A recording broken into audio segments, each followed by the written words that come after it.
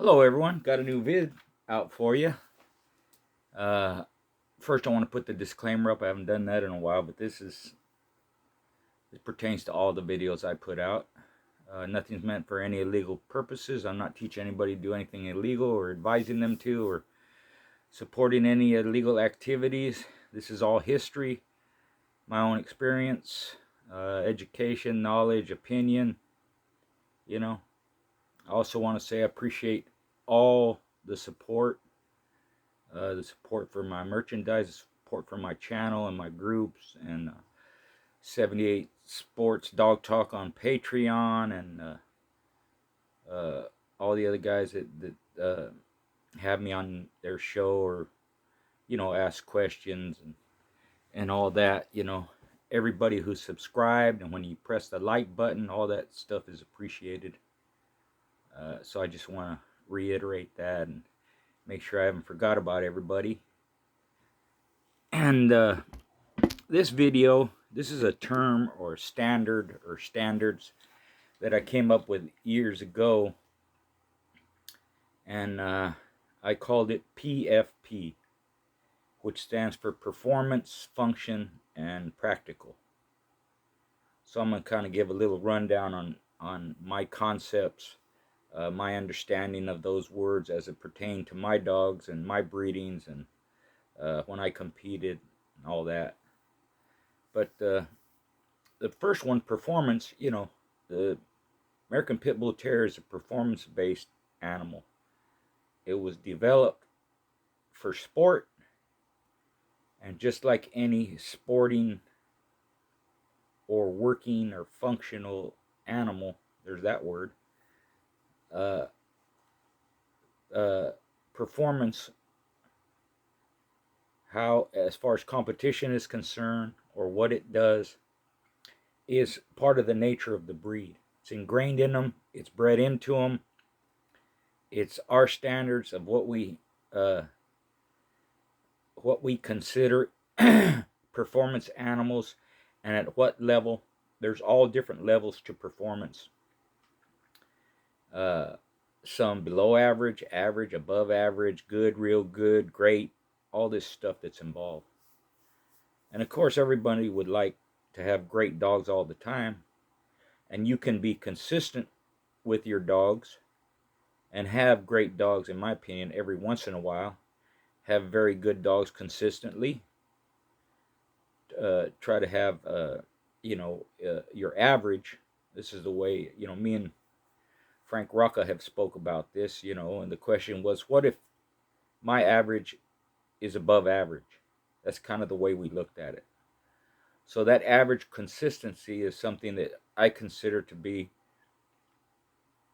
different and higher than what someone else's opinion of what average is. But again, the dog breed is a performance-based animal. Now, I've heard arguments and I've heard opinions kind of to the contrary, saying, that performance has very little to do or nothing to do with production. That they're two separate things. They don't intermingle, or, you don't need performance to have good producers, right? Now, I'm not going to say that's totally a lie or it's not true, but in my world, in my way of thinking, and my way of doing things, the performance is directly related to the production. And as you breed dogs, that's what you make it. That's what you base everything on, and that is your standard moving forward when you breed dogs. If you haven't seen what a dog can do, if you don't know its capabilities, if you don't know its limits, if you don't know its pros and cons, if you have not seen it perform, how do you judge that individual? You judge it on its ancestors. Do you judge it on its pedigree? Those are valid. They're part of that. But that pedigree and those ancestors, in my opinion, should be based on performance as well. Because as you move through each generation, you see particular dogs have the same traits. And those traits, there's a number of them. They could be anything, physical and mental, including structure, including temperament and behavior, including, finish and gameness and hard mouth and speed, strength, a lot of the things that I've already talked about. But if you don't see it, how are you going to know if the dog has it? If they behave a certain way, but you don't see that behavior put into action, how do you know if it correlates with previous dogs, with their ancestors, or within litter mates, with their parents or grandparents? Because dogs can fool you. They can act a certain way, and that's what they are, or they can pretend to act a certain way, and that's what they are. Fakes. Take aggression. In my world, aggression is a good trait to have.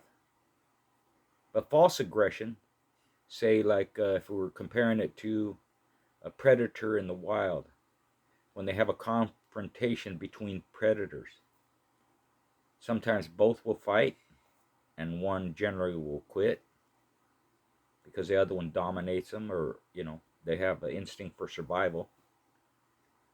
Some will act like they're going to fight and the other one will back down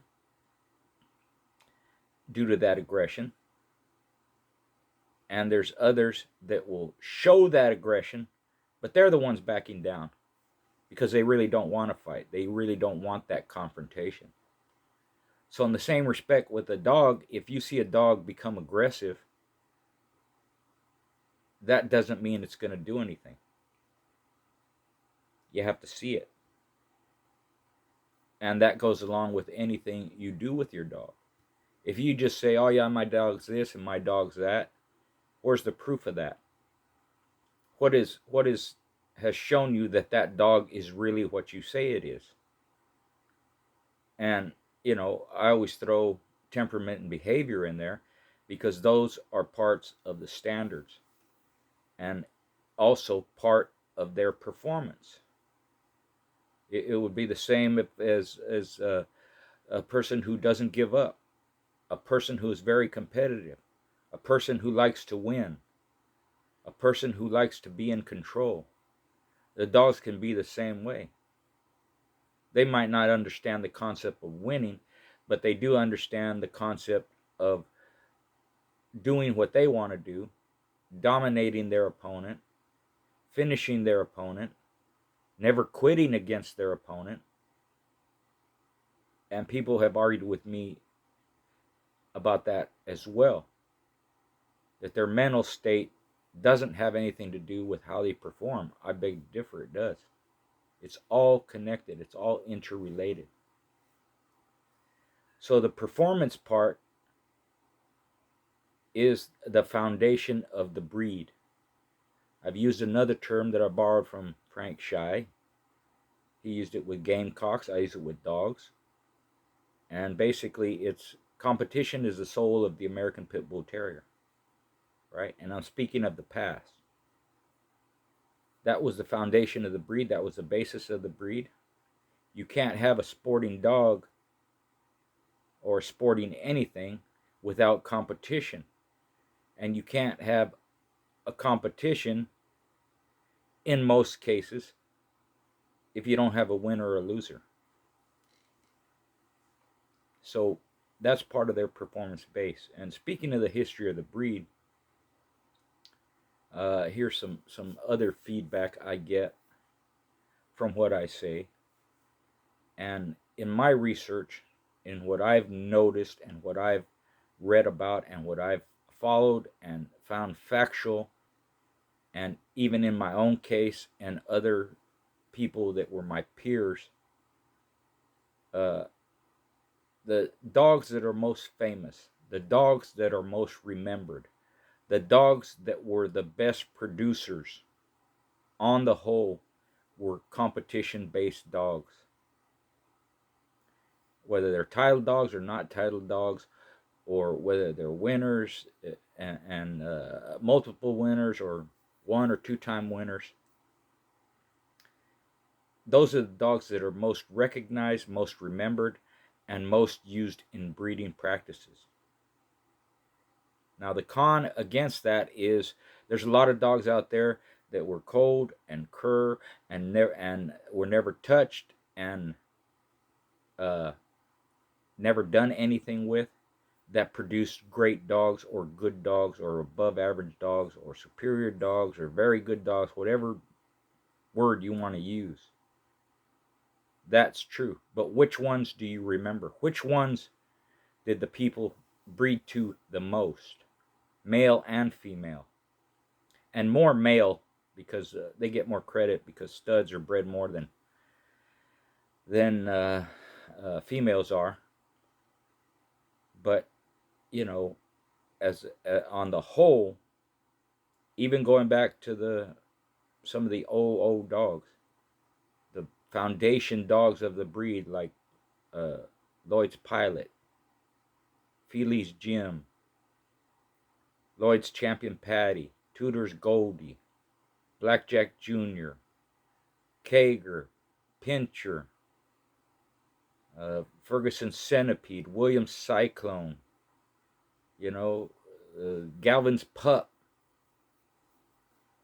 Dogs that were used as a foundation and dogs incorporated into breeding uh, practices, breeding, family of dogs, bloodlines, and even dogs that have, especially stud dogs that have bloodlines named after them, like Grand Champion Art and Grand Champion Zebo and Grand Champion Mayday and Bolio and Grand Champion Boomerang and you know just any number of them.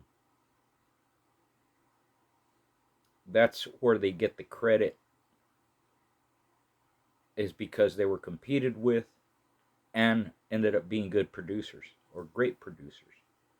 Whether it's Midnight Cowboy or Bully Son, Eli Jr., you know, I'm not saying that all of these great dogs were dead game or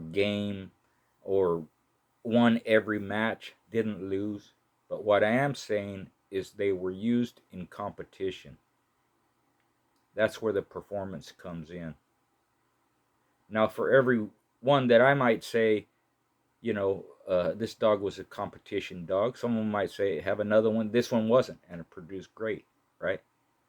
Most of those dogs are not remembered. And there's a lot of them that are. You could say Tab, and you can say, Stompanato, and you can say, you know, different dogs, even Dirty Mary or Champion Honey Bunch were competed with, Black Widow was not, you know. So it's not to say that every dog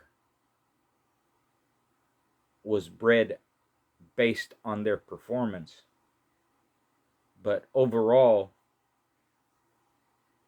as far as breeders were concerned, they were competed with the best ones, or else they wouldn't have a bloodline named after them. If you want to use the ROM list as an example, and I have before, but I'll do it again. If you look at all the studs on the ROM list, the dogs that were competed with versus the ones that weren't, the ratio is 3-1 in favor of the dogs competed with. Now, that doesn't take away from the ones that were good producers, in spite of whatever, in spite of their pedigree, or in spite of they didn't uh, weren't used in competition, or even quit, or were cold. Right? That's not what I'm talking about. What I'm talking about is what did people in the past base their breedings on? Why did they choose particular dogs? And in my case, for the same thing, on their performance.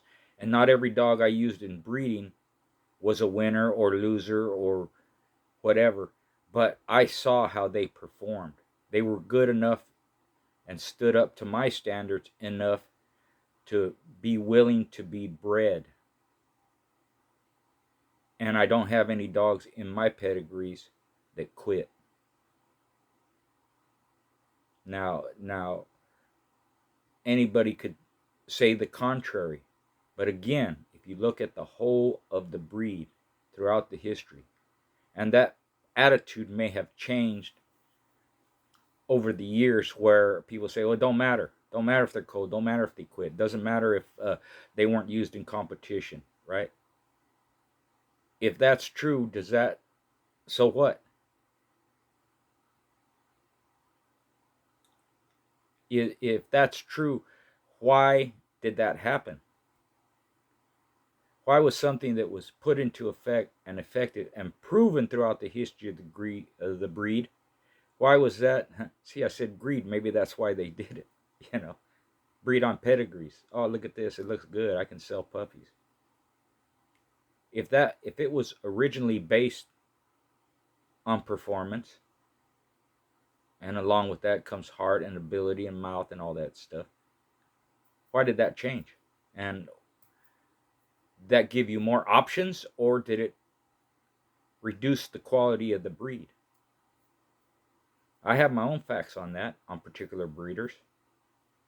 And the ones that I know and the ones that I've studied, the ones that were at the top, use the same animals they competed with in their breeding programs. And yes, there's exceptions here and there. There always will be, right? But when you get rid of that train of thought where it doesn't matter, that's when you'll see a decline in the breed. You'll see a decline in your own dogs. People can argue the point. So anybody that does have a different opinion, we can debate. Somebody wants to do a video with me, an interview with me, and debate that, we can. But you need to come with facts, because I will. The second part of PFP is function, which goes right along with the performance. Every domestic animal that man brought into its home or its property, or changed from wild to domestic, whether it's dogs, cattle, horses, chickens, game fowl, Iditarod, whatever, greyhound racers and horse racers and plow horses for work and guard dogs for sheep and property and all that, was developed for a particular function, to do something. And because of that, developing those animals, those wild animals, changing them from wild to domestic, they had to have a good reason for doing it. And once you have a reason for doing it, you have to have certain standards to keep up, so that that line of dogs or line of animal or bloodline or family, whatever it is, can keep doing it. And you want the ones that do it to the best of their ability. Or else, again, you have losses here and there. You have losses in performance. You have losses in health and vitality and constitution and thinner skin, smaller teeth, all these negatives, all these faults that can come up and have come up because the particular animal was not used for its particular function anymore. That's the decline of any breed. And it's the same whether you're using animals for food or sport or work. They have to be healthy. They have to have constitution. They have to be sound. If not, you're going to see a decline in them. So just by And in today's time, just by exercising your dogs and feeding them good and exposing them to hardship and doing something with them, whether it's weight pull or treadmill race or hunting, or just, if you're a physical person and you like to run with your dog, or you want to enter it into lure courses or whatever it is you're doing. Not is it just good for that particular animal,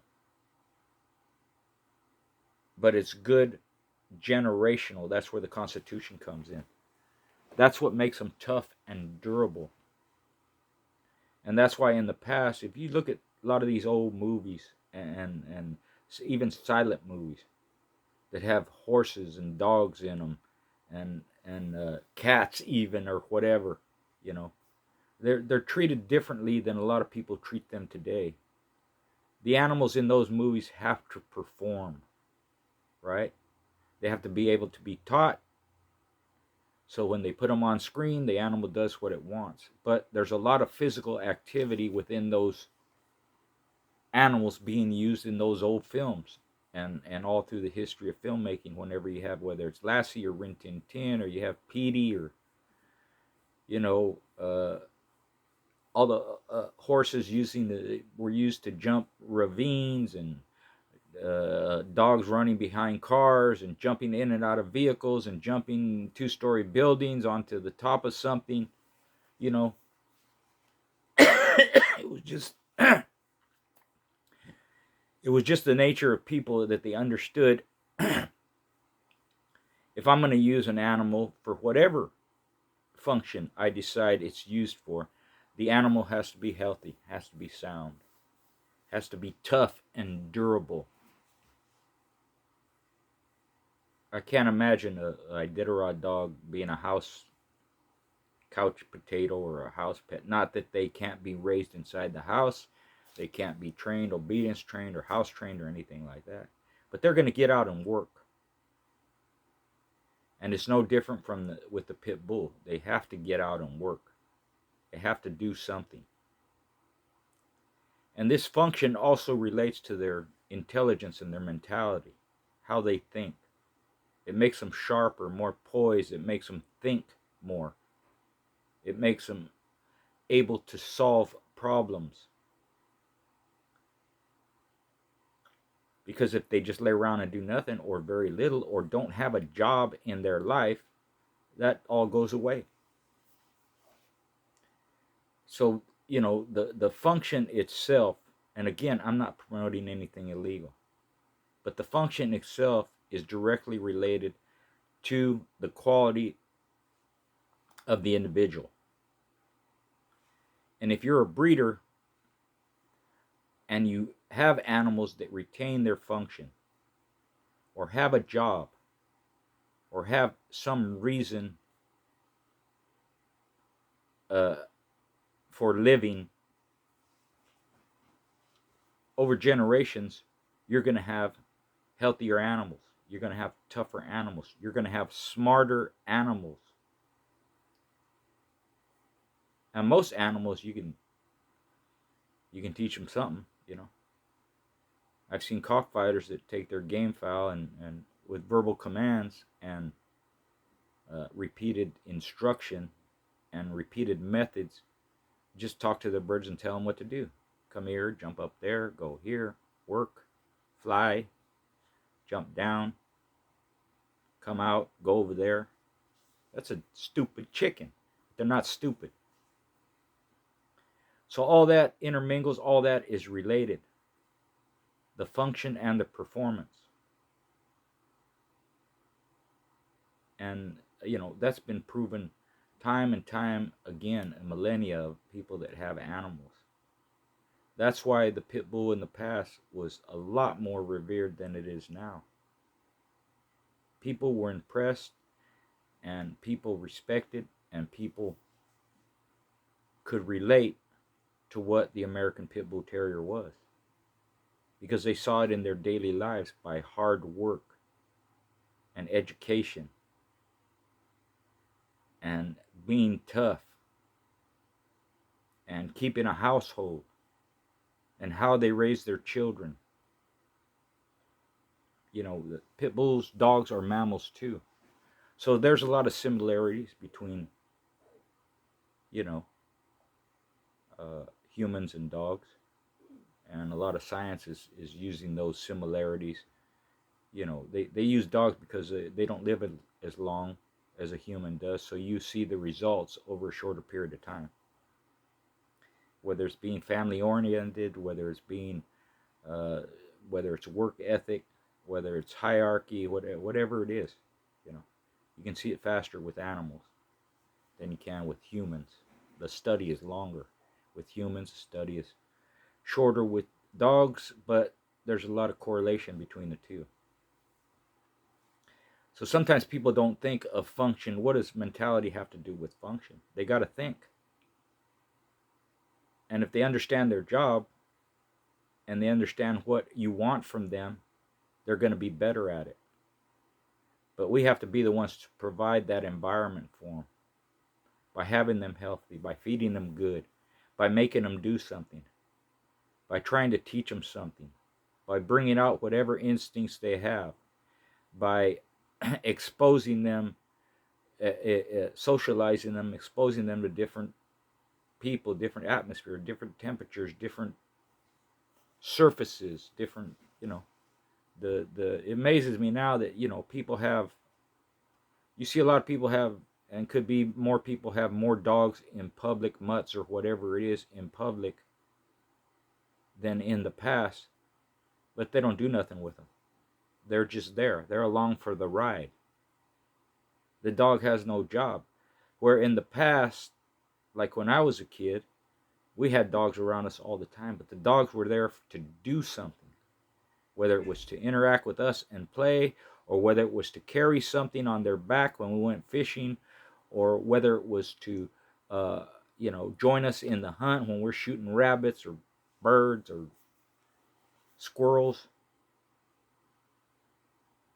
or just protect us as, you know, we're out there in the field. We take off from home. You just take off walking and you go. You have your dog with you. You know, when you do that, you have some snacks with you for yourself and your dog. You got water for yourself and your dog. It was just a given. And whether it was in the car or, you know, walking, riding bikes or mini bikes or whatever, the dogs went along with us. So if we're going to be gone long enough, we're going to take food. We got to take some for the dog too, and water too. But the dog understood he was part of the family, and he's doing his part. He's doing his job. It shouldn't be any different with pit bulls. And I'm not telling you should do all the stuff. Some stuff you can't do that we used to do in the past. But that doesn't mean that the dog's function should be erased. And it should be there to do something, at least in my opinion. So in my time, that's what the pit bull was for the most part. They did a lot of other things, and they can do a lot of other things. But the competition was the main part. That was their function. And, you know, the good ones are the best at it. The third part, practical, it's kind of self-explanatory, but I'll go into it, you know, a little bit more. As far as breeding goes, and this all has to do with breeding. That's what this video is about. That's what it's pertaining to, right? You should have a reason for breeding particular individuals. Practical to me means does it make sense? Does it seem practical to do that? Is that a good move? Is that the individual you should use? I didn't want to breed dogs just to breed them. And I didn't want to breed dogs just because of their pedigree. And I didn't want to breed dogs just because you're supposed to. You know, if you call yourself a breeder, you're supposed to breed dogs. Well, there's a lot more to it than that. So each breeding had to make sense to me. I had to have a good reason for doing it. I had to have what I considered good individuals to breed to in the first place, and for them to continue to be bred they had to be proven that they could produce. If they didn't, it wasn't practical for me to try to make something work that didn't work. And a lot of people will say, well, sometimes this works with that and it doesn't work with this. That's true. But again, in my opinion, my standards were different. See, a lot of the stuff people say, it makes sense to you when they say it because they said it, and then they'll give you some explanation for it, right? But a lot of the stuff didn't make sense to me. So if I say I'm going to breed a male to a female, I expect something out of it. If it doesn't work, I'm not going to keep doing it. I'm not going to keep trying to find out what works with that stud. To me, that's a loss, and it goes against what I'm trying to do. Now, people are going to they can give you dozens of examples, successful examples of this didn't work with this, but it worked with that, and I have to find this, and this works better with that, right? So they're not lying about it, and that I'm not saying that's not a way that it has been done, that it's going to continue to be done. But in my world, that's not what I wanted. That's not what I was looking for. So maybe it was a little harder, maybe it took a little longer, but I'm going to use individuals that consistently produce good dogs every time they're bred, or almost every time they're bred. And when I say from one breeding, even in my time when I didn't have a lot of dogs, I'm going to breed a male to 2 or 3 different females over, let's say, a 2-year time span. And when you do that, you're going to have, different examples of different breedings, right? So when I say I'm going to breed them one time, they should produce, the first breeding I breed them to, yeah, I expect it to produce. And there may be a couple of more coming behind that I made within a few months' time with the same male. But I also expect them to work. And I'm not saying that I didn't have unsuccessful breedings. I did, and those take time to find out. And sometimes pups and the parents are grown before you find out. But that still doesn't mean I'm not going to cull them from my breeding program. I did. That's part of the process. So when I say I breed a stud dog and he's got to produce the first time I breed him, or from one breeding, that it takes time to see that. And those are the ones I'm going to follow. And, I'm writing a book on how to breed the American Pit Bull Terrier. I give all these examples. I give all these standards. Right? But nothing comes short. Nothing comes without failures. It's like I always say, you make the types of dogs you want. You can make producers, consistent producers. You can make consistent athletes. You can make dogs that consistently have a certain type of temperament and behavior and structure and look and color. So in my mind, if you can do all these different things, have these different standards and different consistencies, why not with everything? And it's not 100%, but when you start breeding similar characteristics, and you start breeding dogs with similar athleticism and structure and behavior and temperament, that's what you should get. That's what you're going to get, and that's what you should get, and you shouldn't settle for anything less. To me, when somebody takes a failure and gets something good out of it, that's just an excuse. That's an anomaly. That's the exception. I tried not to base things on exception, even though I accepted that exceptions happen every once in a while. And I myself might take advantage of them, where in the sense that this dog is good enough to compete with, but not good enough to be bred. But when you look at the basis and the foundation and the continuation of your family or dogs, what are the consistencies they have? What are the commonalities that they have? That's what you're trying to do in developing a family of dog and retaining a family of dogs. And over time, that's what you want to see. That's what I wanted to see anyways. When I say you, I'm speaking in general terms, not you personally, not any one particular individual. I'm just telling you how I did it and the way I did it and why. So as far as being practical is concerned, if it didn't make sense to me or if I didn't like it, I wouldn't do it because I didn't see a benefit from it. But again, you have to go through those trials and errors to see if your assumption was right, to see if what you said is right, to prove it out. That's where the failures come in, and that's where a lot of people, they focus on that.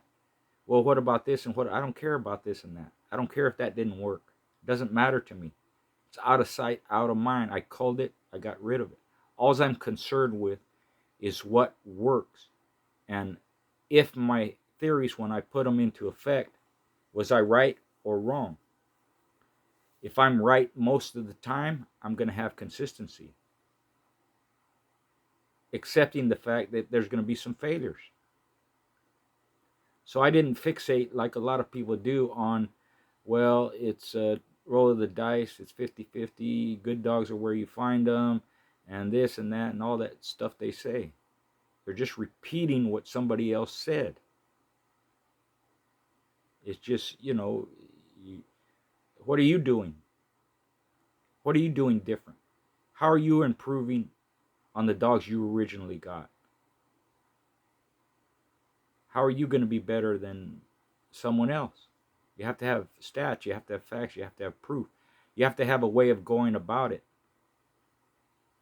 So for me, performance, function, and practical all go together, and that's the reason for this video.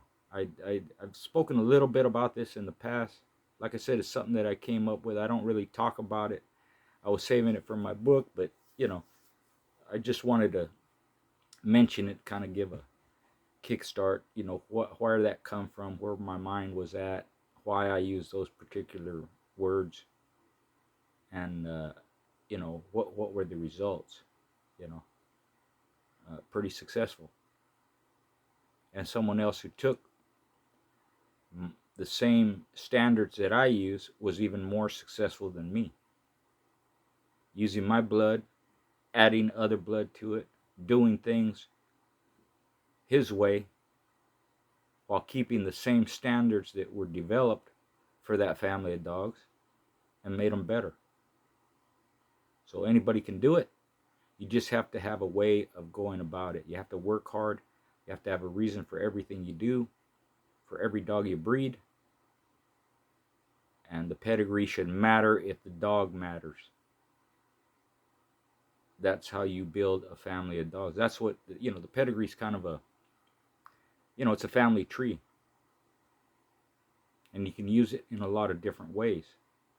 You can use it in the future if you look back on a pedigree, your own even, and see how did you put these dogs together and why did you do it that way? Why did you breed this way? Why did you cross here? Why did you inbreed here? Why did you line breed loose and tight? And you can repeat those same methods over and over again. But all that doesn't matter if there isn't performance behind it, if you don't retain the function of a dog, and if it doesn't make sense to do it in the first place. So I hope you enjoyed this video. Feel free to comment, even if you don't agree. And like I said, if anybody wants to debate me, or whether or even if you agree with me or don't agree, whatever it is, just want to talk about it, hit me up. We'll do an interview. Thanks again for your support.